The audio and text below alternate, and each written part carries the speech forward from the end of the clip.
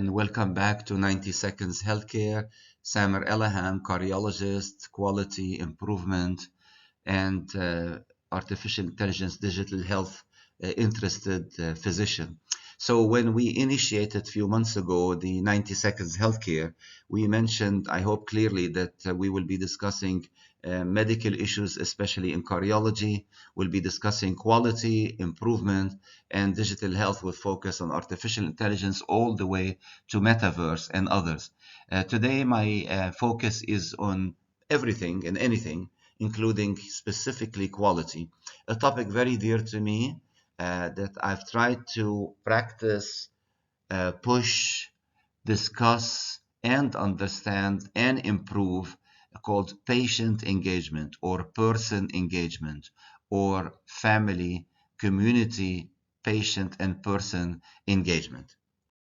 So in a prior video, I spoke about the wishes of the persons and the family. So, using the voice of the patient, if we could summarize so many things that the patient wants, we probably can summarize them into 4 important items. Item number 1 is keep me safe. The whole idea of safety obviously is a top priority, and we always say safety first, not only in healthcare, but in general. Heal me. What we mean by this, as you know, is evidence-based medicine. Whatever is updated in the guidelines, what the evidence says we should do, and we do it appropriately. Be kind to me, which basically summarizes the patient experience, the whole idea of care, compassion, and respect. And very importantly, something that's not always discussed is the engagement of the patient, the person, the family, and even the community. So if you think about it, this whole discussion of patient angry, patient unhappy, disengaged, poor compliance, poor adherence, if you look at it carefully, the root cause on many occasions would be related to the engagement of the patient. So let's think about this simplified model of the patient engagement when a caregiver, say a physician or a nurse or others, are communicating with patients and family. And the idea is to involve patient and family in the care as active partner and valued team member. So not only we don't mind spending time and discussing not only with the patient but the family, it is indicated, it is important and extremely helpful to the caregiver, to the institution, to the organization, to standardize, support, and request that patient engagement be a top priority. So the caregiver that hopefully has created in the institution, whether it's a small clinic or a large organization, trust, also showed not only empathy, but care and compassion, which is so important, listening actively in a way that's not only the ears are open, but also the eyes, the eye contact, the body language, seeing the big picture, not just focusing on minor details. While some of them are important, the big picture is key, and understanding things and expressing things at patient level. Patient level doesn't mean that the patient is not educated, especially now with the internet and all of these things. But, simplify to a certain degree while being very accurate and very thorough, and making sure the messages do not have, useless jargons that add absolutely no value to the patient. So while the information here is extremely important, it's the human connection which is sometimes challenging. And again, we need to tell the patient and the family about some, training that we're going to do for them. And the training is simply that each and every visit, the patients are expected, say, to repeat what we said, just to make sure that we gave the message appropriately or we were clear.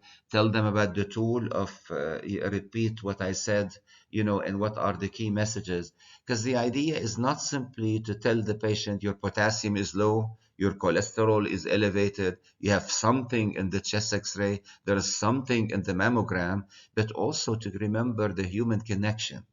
And, some colleagues unintentionally mix up between reality, truth, and compassion. We can still tell the truth and be very realistic, but have a huge compassion.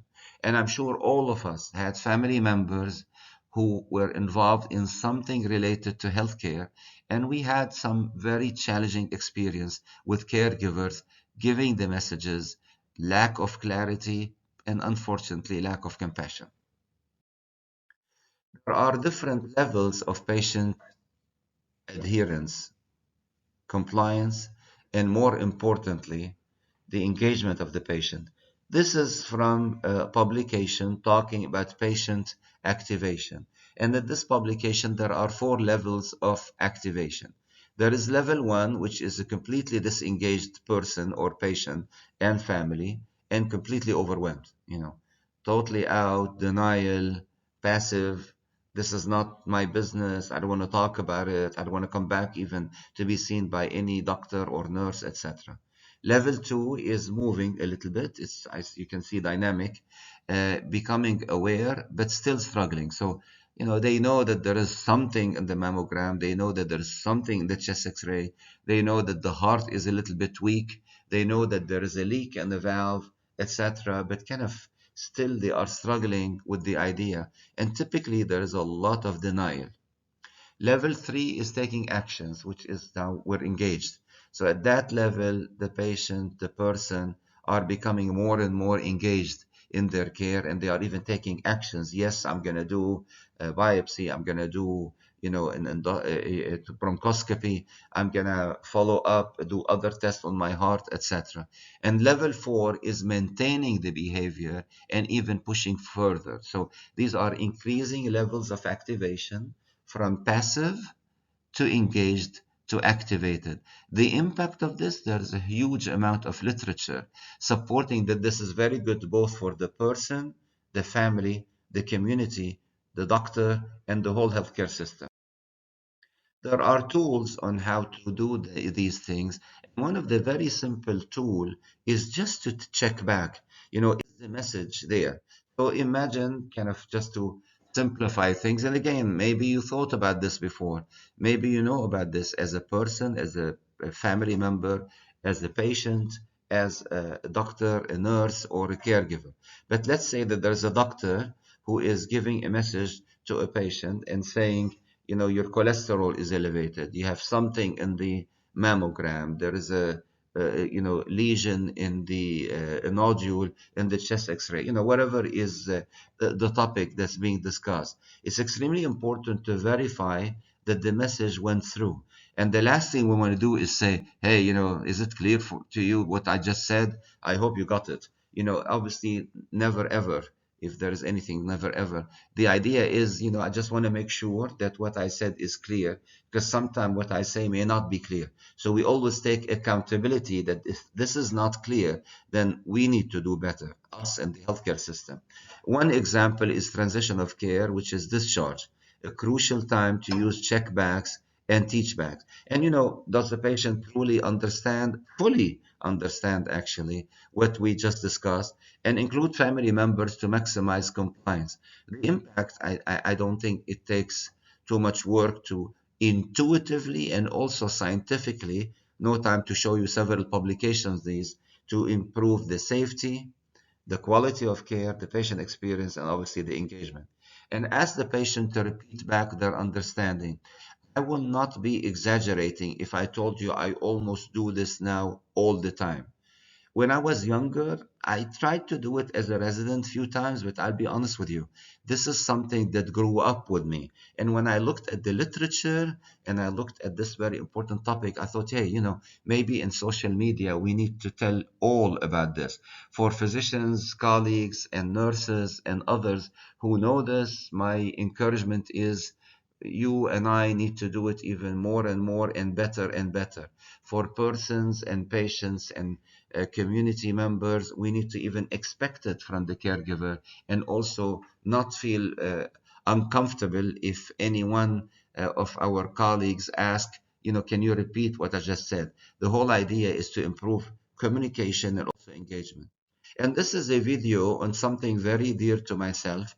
And before I start the video, I try to almost routinely 95% plus to do the handover and even the daily rounds, whether I'm doing consult or ward or rotating on the ICU, as much as I can, I try to do it in the patient room. So please watch this video. So this is about bedside handover, very timely, and you are including people inside and helps in continuity of care patients. Hi Lisa, I've got bed 14 today. Is she your patient? Yeah, do you want to go do handover? Sure.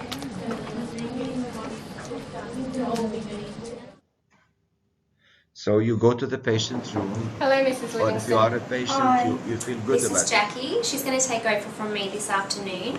So is it okay if we come in and do handover? Yes, thanks. Is this a family member of yours? Yeah, it's my sister Sarah. Okay, are you happy for us to include Sarah in your handover? Yeah.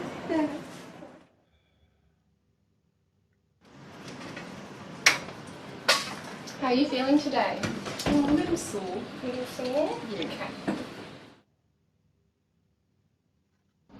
Mrs. Livingston, do you mind if I check your ID band? Okay. So we have Tiffany Livingston 010101. Are you happy for me to call you Tiffany, or would you prefer Mrs. Livingston? Tiffany would be nice, thanks. Yeah? No worries. Okay. So Tiffany came in, she had a melanoma in 2000 and she's had an excision of that lesion in 2000 and breakdown. She's got past history of arthritis and she's a current smoker. Tiffany's for Merkel's. Yeah. She's on BD OBS and a daily BSL. We had a fall yesterday. Tiffany, how did you have your fall yesterday? My legs gave way and I landed on my bottom. Was that when you were trying to climb out of the bed? No, it was whilst I was walking. Not sure walking. Okay. When was the pain relief next due? Just so Tiffany knows. So she had it this morning. Basically, it's just a PRN. Means she can have it whenever she requires. She just needs to use that call bell and we'll get on top of it for her. Should I have that before I do anything or just... Is the pain increasing when you're moving around? Yeah, it does. Okay. It might be a good idea then if you feel like you might need to get up and go to the toilet. Okay, Tiffany, that concludes our handover. Is there anything you'd like to add? Not at this moment, Sarah. No, I think you've been very helpful. Thanks. Okay. If you have any other questions, don't hesitate to ask, okay? I'll be back within the hour to check on you, but if you need me sooner, press the call buzzer. If you need to go to the toilet at all? Not yet. Okay, you let me know if you need to go before I come back. Okay, thanks. Thank you, Tiffany. Thank you, Sarah. Thank you.